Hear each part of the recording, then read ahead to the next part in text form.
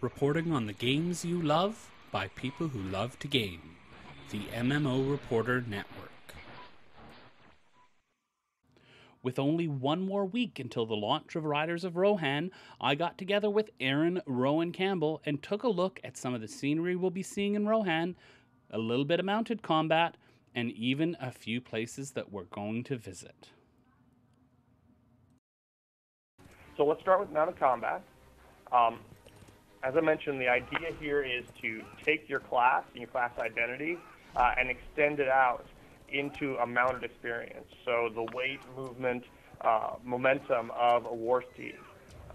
And I think one of our designers noted in the developer diary that we really started the underpinnings for this system back in 2009, actually, as we were enhancing our existing mounts. But even then, we were thinking about how mounted combat would work, how we could build a foundation for it. The details for this system came about in mid-2011. We started out with a system that felt very choreographed. The server did a lot of the driving for you, right? You would choose an attack, and then it would kind of run you through your paces. And we found that simply wasn't satisfying. We wanted something that really gave you your class identity, gave you mobility and freedom, and we opened that up. So I think we came up with a system that is more challenging, certainly, but also much more engaging, and really allows you to maximize that sort of experience, your control over it, and to... Ooh, you found the Kraben Master. Watch out. Those guys are dangerous. He's a little more difficult than... He's probably one of the most dangerous warbands out here. The idea for mounted combat to give you that full experience and give you a lot of flexibility, a lot of control over it, a lot of customization over it. So for customization, you have a few different options, right? We have the traits that you can choose: light, medium, or heavy steed. Your light steed being very fast and agile.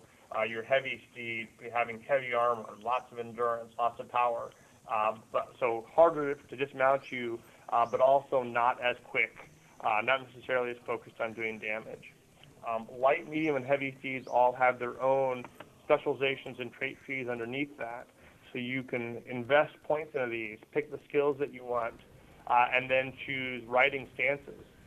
We call these Red Dawn, which is offensive, Rohirrim, which is defensive, and Rittermark, which is sort of your support and utility tree. Sometimes we think of it as movement also. So lots of ways to mix and match this. Find skills that feel good to you, find abilities that feel good to you, match them to your play style or the situation that you're working in. And how are you planning on trying to facilitate players getting all these new skills, all these new abilities, all this stuff that's a lot of information? How are you trying to approach it so that players don't have information overload?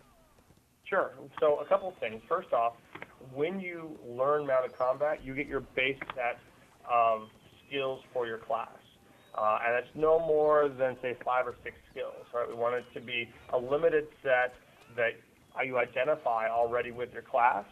And so you can look at it and pick out, oh, okay, I'm a hunter. Look, here's 3 ranged attacks and a melee attack, and something that disengages me from my opponent, right? Things that are already very much a part of their identity.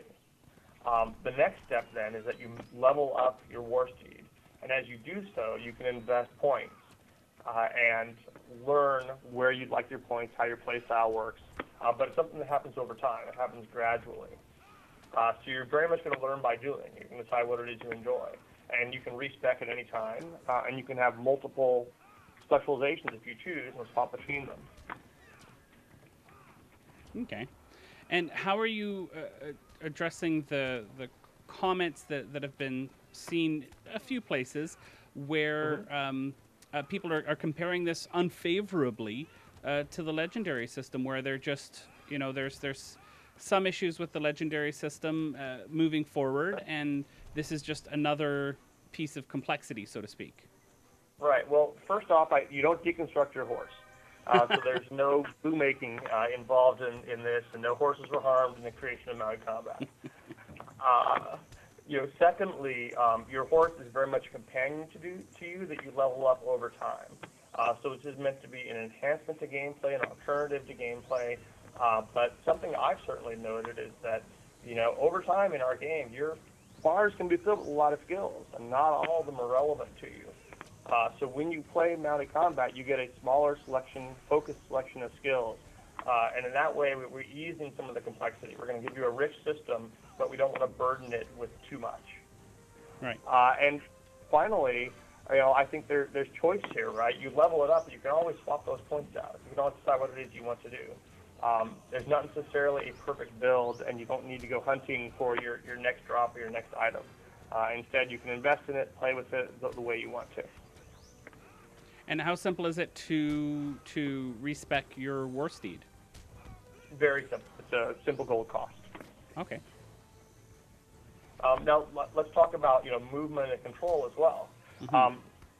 We've experimented a lot with movement options for this in terms of what the buttons I use, what ways do I push them. We've come up with a default system that seems to work pretty well, certainly for our testers and for our beta players as well. And that's a system that has auto move. So you kind of gear up to a certain speed, and then it keeps you moving. And in the design of it and the way it plays out, it removes some complexity because you don't have to micromanage your movement. But it's unfamiliar to players. In fact, one of the really interesting things about watching the beta process is that really experienced players of our game, people who've done this for a long time, still take 30 to 45 minutes to an hour or so, in general, this is sort of the general case of players, to start to feel comfortable on their war steed. It's not an immediate thing. We're really pushing the limits of what MMOs can do, what our game engine can do here, to make a new experience. So it's kind of like putting on a new pair of shoes. It takes a while to break them in. Once you've done that, then we get a lot of commentary that says, hey, this feels great, it's settling into it now, it's starting to make sense. But the components of it, right, keeping an idea of where your opponents are relative to your position, as opposed to standing in place next to them and maybe stepping a little to the left or a little to the right or behind them. Keeping your fellowship members in relative position. Dealing with, hillsides, other natural obstacles as you ride over the landscape. These are brand new to people, and it takes some time to adjust. Now, regardless of the fact that we've created a default scheme, we also have options for players to toggle on or off some of those pieces of control to customize it their own way. So we have a skill called Spur On, for example, that you can toggle on, and then every time you use sort of a melee attack skill or an attack skill, that will kind of subtly direct you towards your target. We'll take a little of that control away, but we'll help guide you to where your opponent is. Similarly, for people especially who like to drive with the mouse rather than WASD, we have a toggle option where you can turn off that auto movement and say, when I let up on the mouse, I start to slow down automatically. So you can kind of fine-tune your movement there with the mouse without having to have a down button or a back button to slow you down. Mm-hmm. And you were talking a minute ago about, being able to keep everything in perspective and keep track of your fellowship members. I noticed the really nice big red pointy arrow down to the mobs as they got either out of the view distance or over a hill. Is that the big way, or do you have a couple of different ways that you have for players to keep tabs on their targets? That's one of the primary ways that we've set up for you to keep track of your opponents when you're mounted. It's Lord of the Rings Online is sort of a subtle game in terms of our UI, right? We're not big on the flashy side. We don't use a lot of bright colors. We didn't have a more realistic patina. So we wanted to blend that into the game experience in a way that helps you keep track of that enemy when they went over a ridge, which happens reasonably often. Mm-hmm. But at the same time, right, they're just out of view, but at the same time, not to totally interrupt the experience.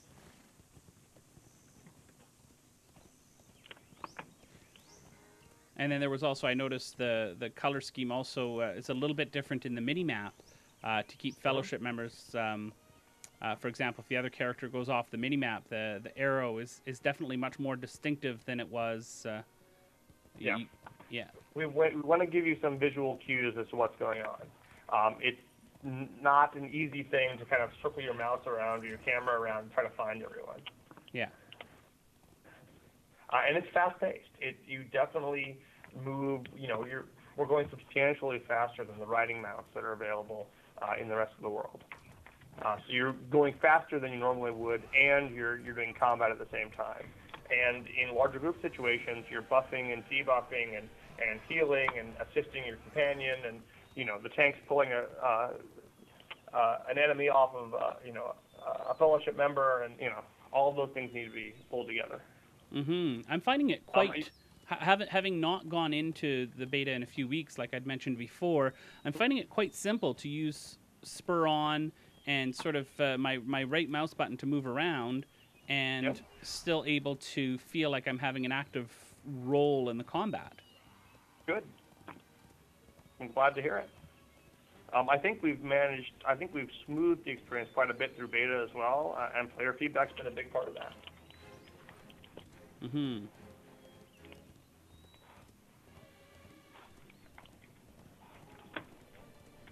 A lot of the things that we're working on now, from an engineering perspective, are very, nuts and bolts, very deep into the system, right? To get that last little bit of polish, smooth that last little curve out, fix that bit of momentum, right?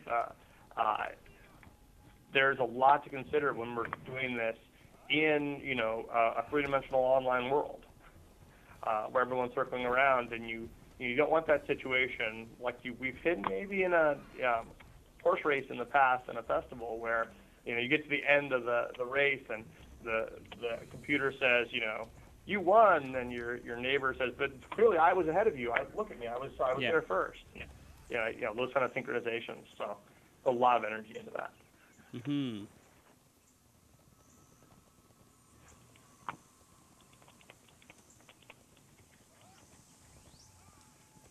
So, Aaron, what was it like? You get all the tech set up, and you log into the beta, and you get a group of the team together, and you log in. We were doing playtests 2-3 times a week with the amount of combat developers easily.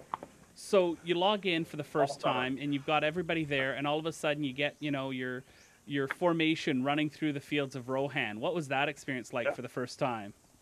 Thrilling, absolutely fantastic. Especially running with other people. I mean, playing it by yourself is certainly challenging and fun. It feels very powerful. Playing with a group where you can share some of those buffs, share some of those skills, take on different roles, just fantastic. And then the landscape of Rohan itself is among the best we've ever created. It's just very a natural fit for this game. Open, natural, lush, but still, really rich in the sense of visual cues. We were able to, I think the world designers were able to put a lot of specifics into it, so you still have an idea where you are. We're not on the, flat barren plains that look the same from one end to the other.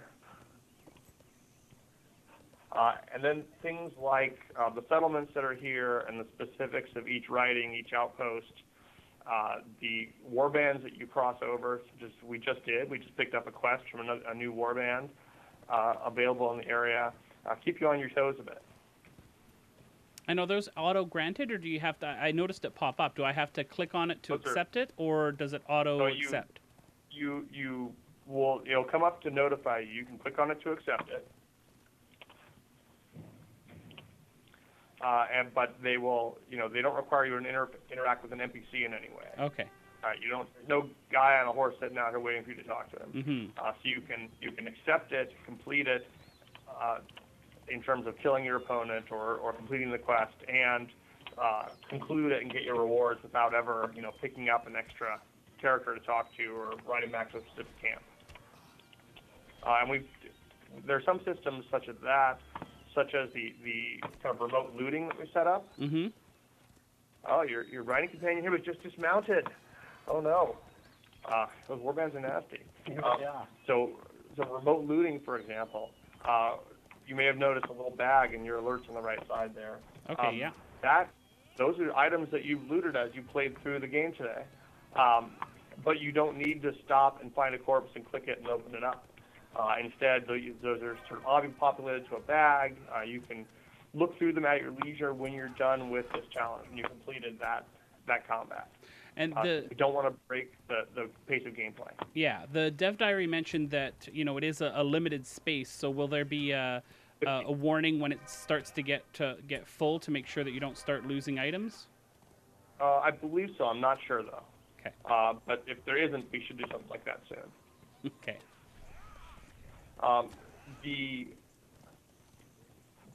Those kind of systems, so the remote quests, things that pop up as you journey through the world, the remote looting, are things that players like so much that we've extended it out to other parts of Rohan, basically to this whole expansion, and we're talking about ways to extend them to the game. Well, I think. Go ahead. You can ride the mounts in the other part of the game, the war steeds. You just can't fight on them, correct? Right, they're not combat, and that's primarily a restriction of the world itself. Mm-hmm. We built the world more tightly for unmounted combat, and mounted combat takes a lot of space. So you'd very quickly find yourself overwhelmed if we tried it in another area. Right. Yeah. The one thing certainly though that we've added, and for warbands, it actually seems to work very well. So we've added it to Rohan, and we're talking about extending it. Is an idea of open tapping. So for a long time now, it's been a norm in our genre, right? Certainly in our game, that when you hit a creature, you block that creature to yourself, and you're going to get the quest XP, and you're going to get the rewards from it. Right. And now we've opened it up so that anyone who's in the area and wants to help can do so without penalizing you. They're going to get their own quest credits, their own rewards, and I think it adds a softer social aspect to the game. It lets you cooperate and help that other person as you're riding by without feeling like you're somehow intruding. Mm-hmm.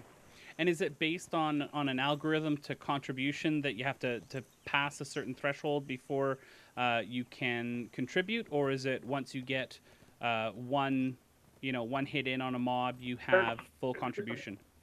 There's a basic threshold. Yeah. Okay. And we wanted to be sure to include people who do healing. It's not all about doing damage to the creature. Mm-hmm. That must be a fun coding challenge to do stuff like that. Well, it's a fun balancing challenge. Absolutely. Yeah. I think at the end of the day, we need to make sure that it feels good and it's fun first and foremost, and then we can worry about is it going to disrupt the game balance or disrupt, it needs to be fun. Now, with all the war steed mechanics that you had in, did you have any time to sneak in some toys for the role players to play with? Any war steed specific emotes or anything? Oh, goodness. Our focus has all been about getting the combat right and then getting the customization right. So the visual customization is actually something I think that role players are going to be very excited about. Mm-hmm. If you want to hit Shift-M, actually, you can bring up that whole panel. And the appearance tab in the center gives you it's basically your horse's wardrobe, right? Your horse's customizations here. So all the different pieces of barding for the head and the legs and the body, the different saddles, the gear sets you can place on the flanks of the horse, the tail options, the hide. So you can select those, choose those, gear it out visually the way you want to without impacting stats at all. That's really cool. And you can dye them. So Okay. They can be all sorts of different colors. So we've already seen the challenge from LOTRO's fashion blog. Yes, we have blogs dedicated to fashion. We love those fans. And they're awesome. That are looking at building sort of coordinated cosmetic outfits and mount outfits. And it's great. It's great fun to see. Mm-hmm. No, that looks great.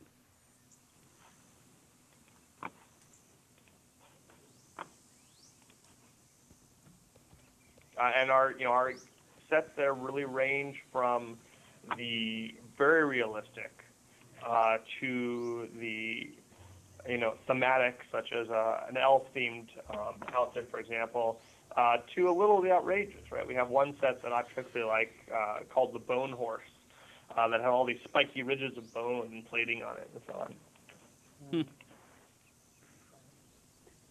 So you can do heavy mail, you can do light cloth, you can do sort of these waves of elvish armor, whatever your fancy is.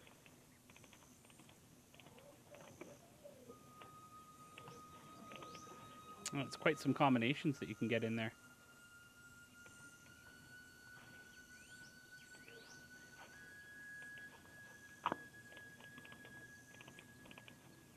Yeah, one of my personal favorites are the sets of gear you can put on the back.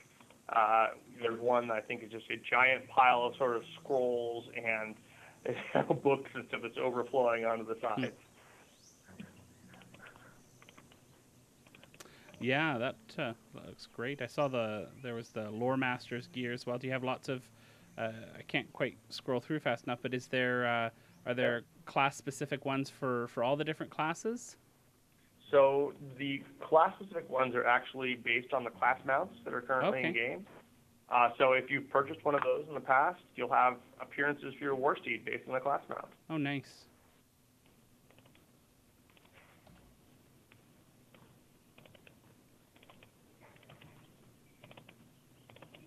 Oh, so it's just. No, I think you. Go ahead. It's like the cosmetic system for your character, right? With the slots and. Yeah. Nice. Exactly.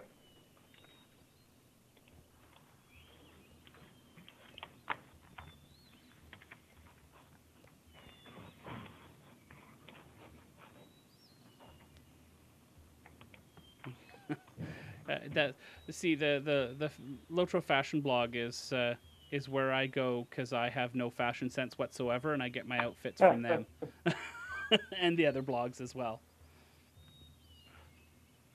We've had our Fashion Maven event that we run periodically for many years now. One of my personal favorites is still the Eyesore Award, which can be handed out to those who have the least fashion sense possible. So if you just can't pull your coordination together, we're happy to give you a canvas bag to wear over your head in shame. Nice.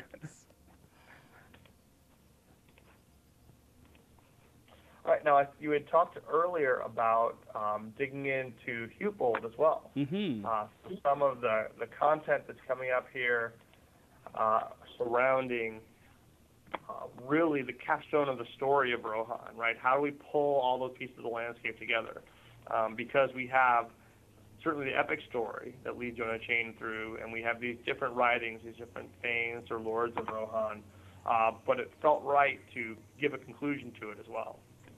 Our solution to that is a burned-out town on the eastern borders of Rohan that you can actually contribute to and rebuild over time.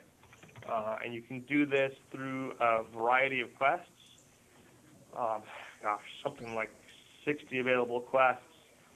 Each day, 16 of these quests are open to you as options, and then you can choose 5 of them to actually complete. So we want to give you plenty of flexibility and choice. So you can choose to do combat quests or non-combat quests, so mounted quests or unmounted.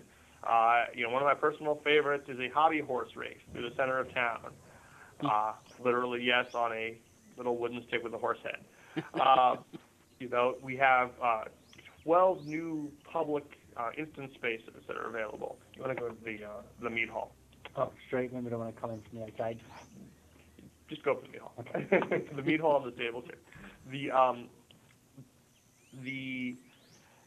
So all this variety of types of quests are available to you every day. You can choose. You can focus on a certain part of the world. You can focus on a certain type of quest experience. But ultimately, you rebuild pieces of this town, and as you do, you're going to earn brand new armor sets and rewards. Outside. And different parts of the town correspond to different armor sets. Oh, okay. So I'll try to give you a sample of that. We've actually upgraded a couple pieces of the town already and the character that you're using here, so we can take a look at it. Now, as we come in here, this is a great chance to ask, when you come in and the different completion amounts that each character can have, if I want to play with my wife and we want to jump in here, Sure. and maybe she played a little bit the night before, she's a little bit ahead of me, how can we sync up so that we can still play together? Right. So the completion of the town and the quests that are available to you are not related. So if you and your wife both came into this town, as long as you've started the series of quests to upgrade the town, you both will have the same 16 daily quests available you can choose from. Okay. And you each can complete 5 of them. So you can go out to different parts of the world and do those together. But you'll earn tokens from those. You can bring those tokens back to the town and then use them to upgrade specific buildings. So on your screen, potentially, you could have different buildings upgraded than she does. Okay.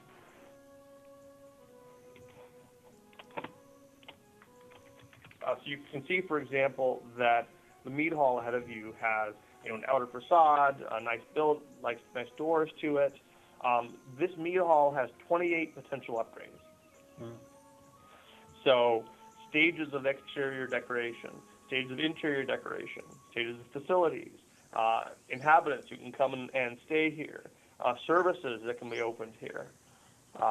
All those different levels. The idea is to make the town, as you play through, feel more populated and alive and connected, and at the same time give you the town services you look for and expect. So you'll be opening up superior crafting stations. You'll be opening up actually crafting instances where you can gather resources. It's a pretty wide variety here. And what was the thought between bringing back the crafting instances? We haven't seen any of those since Moria. That's true. It was an important component for us of making this rich and alive. We wanted to build the story. We wanted to give you options and motivation for doing it.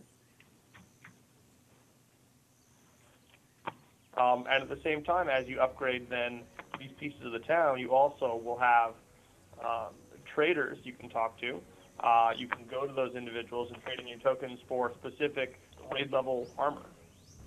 So you'll have that you're a hunter now. So if you go to your right past the mead hall, you'll find the traders for hunter armor and the sets that are available there. And they'll list both how many tokens they require and also what quest completions they need. So what parts of the town need to be upgraded in order for them to be functional.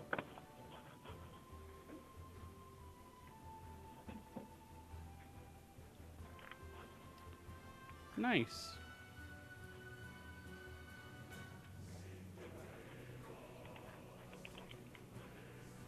Now, once you completed all 150 upgrades, and yes, there are over 150 upgrades to rebuild the town, then you'll additionally have a series of instances that complete the story of Eastern Rohan, and pull this expansion together, and end with you potentially having the title of Thane of Rohan.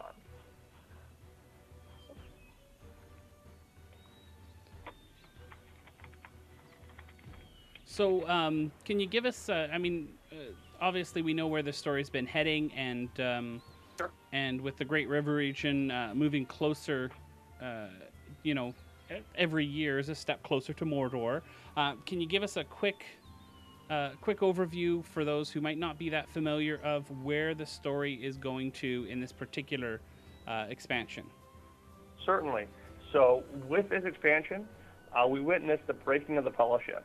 So we're at the end of the first book of the trilogy, the Fellowship of the Ring is the name of the book, and the breaking of that and proceeding into Rohan itself brings us into the beginning of the Two Towers. So we're at really a critical point in the story of the Fellowship, but wow, we have a long way to go in the story of the War of the Ring.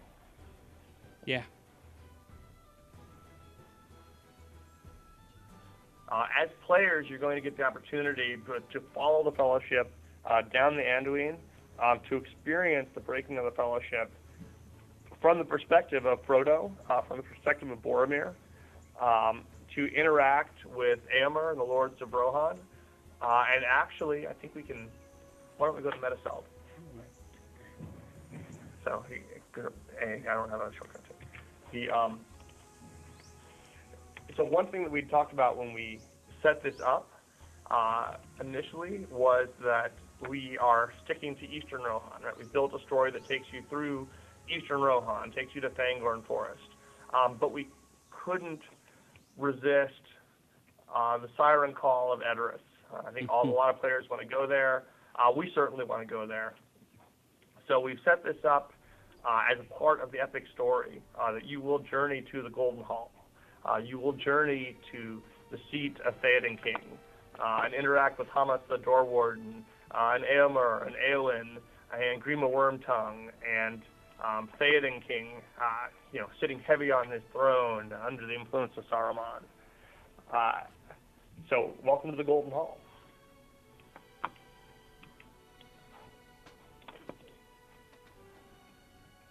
That looks fantastic. So the banners that are hanging in the hall here are the banners of the Lords of Rohan.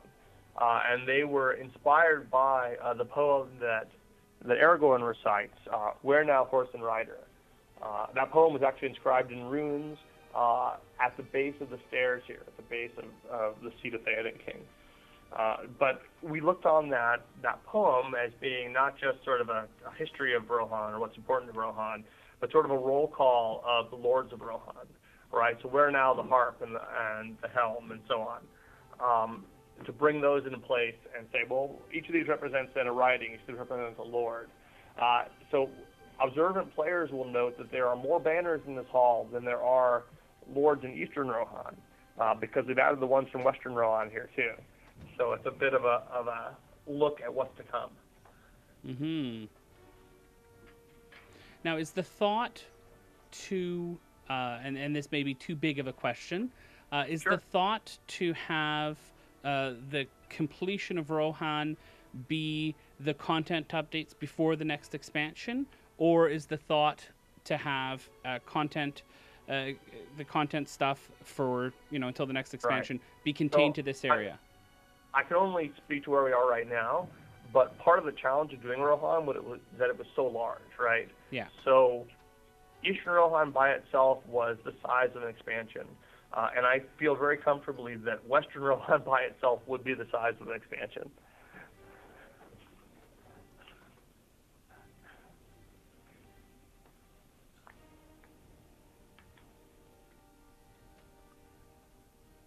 And of course, there are a lot of story elements to play into there. We're coming to a time of really major battles. Mm-hmm. Well, I know there's, of course, the upcoming giant. I don't know if I'm supposed to talk about this, but you did promise me at some point some Ent play, right? There's going to be some Ent play, right? We've been talking about that for a long time now. I think years, actually, Chris. We've been talking about that. I'm still pushing for it. I am a dedicated believer in the value of riding, shooting things as a hobbit off of an Ent's shoulder. And I think it could have great impact when we get to Isengard for a second time. So I'm looking forward to it. You are my champion on this cause, Aaron. So I I'm expect trying. great things from you. Now I'm not looking to actually have, Ents ride horses. I don't think we can go there. But there are a lot of Ents in Riders of Rohan. That would be somewhat uncomfortable for the horse. It would.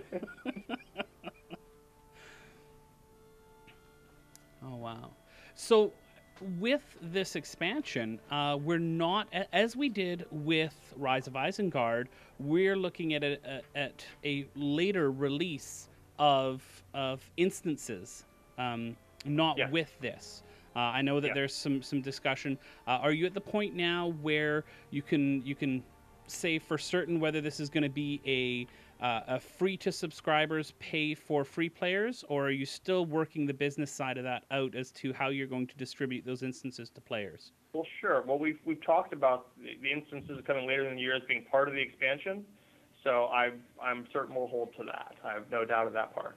Yeah. So as long as players purchase the expansion, then the instances will be a part of that, whether they're purchasing the expansion as free players or purchasing the expansion as a subscriber. Yes. I believe there's going to be some clarification on that because we haven't said a great deal about it. We're going to release some very clear messaging on that in the next super soon. Okay, super soon is in. I can leave that in if I wait a few days because it'll take me a bit to edit this, right? Because I can hold the. If you want to say something, we're not streaming or anything. I can hold this video, and we can release it at a certain time. So I don't have it. It's going to come through community channels. So Rick Heaton, Sapiens, is probably going to be the person to say it. I'm not sure exactly when. Sorry, Chris. Okay. Otherwise, I would love to be able to give you a date on when we're going to say it, but it's going to be really soon. But I would say go ahead and release this. Okay. Yeah, I don't think the message that we've just said is any different than what we've already said. So. Okay. I think we just have said it maybe quite quietly, so we're just going to say it a bit more loudly. Perfect. Shout it from the rooftops, Leo.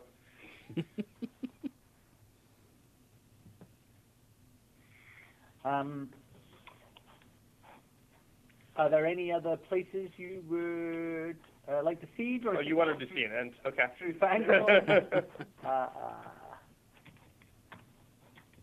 So Fangorn is one of my favorite places in this expansion. Me too. It is just so.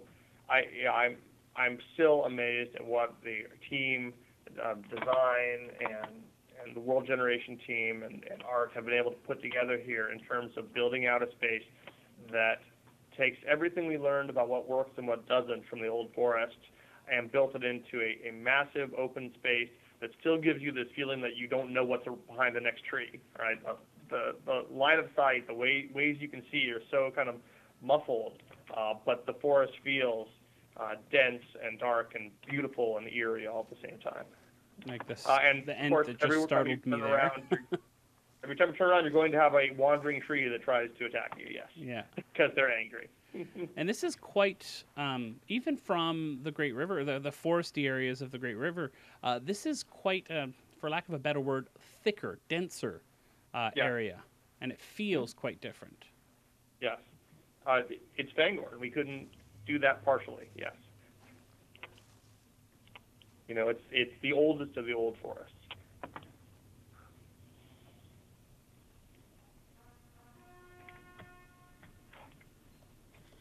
And what about skirmishes using war steeds? Are you looking at having those as at some point in the future? Oh, I think it's all an incremental process, right? So we started by saying, let's build mounted combat. Let's make this a great feature. And then stepped up next to saying, let's build these group challenges, these war bands on landscape. So I really think that it would be a natural step for us to move on to instance challenges, story challenges with mounted combat. But we'll see what the players think, and we'll see what our designers come up with. Mm-hmm. And are you talking any details yet about the instance pack that's going to come out after the expansion? We're not yet. I know a great deal about it, but I'm not talking about it yet. So, very soon. You're such a tease, Aaron. Come on. I am a tease. Well, the problem is I just have too much information. We just don't have enough. It would take up too much space. I don't have a hard drive big enough to carry that big of a file. Is that what you're saying? Oh, well, the theme of it is about the War of the Ring. I'll leave it at that. It's not strictly based on Rohan. There are greater events happening in the world. Nice. Well, I can't wait to hear more about that. Yeah, that is the most I've heard about it as well. So come back to my desk. You can read the specs, Leo. It'll be fine. I'll be there in a while. It's a short 5-hour flight. I'll be right there. And any surprises? What's the one question that you haven't been asked that you can't wait to answer, Aaron? Oh, that's a tough one. You know, I've just been really excited to get this launched. I think it was the right thing for us to delay the launch date a bit, to build that quality in even more deeply, and polish a final few things. But I'm just ready to get to launch day. It's time. We're ready to go. Yeah, that adding the month for that. Now, I do have one question about that, and there was a discussion between our podcast and another podcast as well about the decision to delay, and about that. Um, what do you make?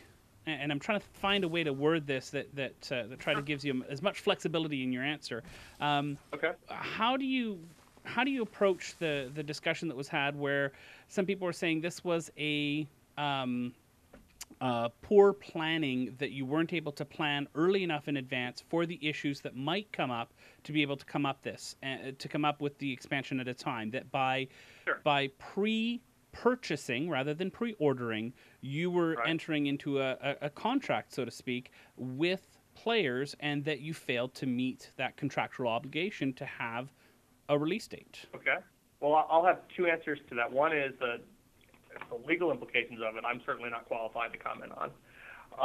And the other is from a development perspective, and that's where I sit, is firmly in that camp of building it. Mm-hmm. You always find new things as you build something and as you improve it and iterate on it. So we wanted to work through it until we felt it was to a place that felt good and was fun and was to our expectations. And those expectations can be pretty high. So, I think we planned well. I think we set ourselves plenty of time to get the systems in place and the structures in place that we wanted to. Mounted combat was the biggest risk and the biggest challenge for this expansion. And ultimately, that's a place where we said, wow, we want to take some more time. And the business was good to do that and let us take that time to really bring it up beyond just adequate to great. So we're very excited about it. Okay, cool. So I'm just noticing here the looting system applies to all of Rohan, not just when mounted. Is that correct? Yes. Yes, and the open tapping system applies to all of Rohan. Very nice. And remote questing, you'll find it quite often when you're not mounted. Okay. How much would Oh, go ahead. And we're seriously talking about ways to extend these systems out to the rest of the game as well. Mm-hmm. How much of the content in Rohan would you say is mounted versus on foot? I'd say we're at about a 50-50 ratio right now. So we have a lot of content, especially that focused around the four ridings, so the Wold, Norcross, Sutcross, and Banewash Vale, that are heavily dependent on mounted combat. It's a very important part of that system. And then we have other areas in the world, so the East Wall, Fangorn Forest, parts of the Epic Story that are really dedicated to that core gameplay you come to know and love, right? To the class skills and all that good stuff. Awesome.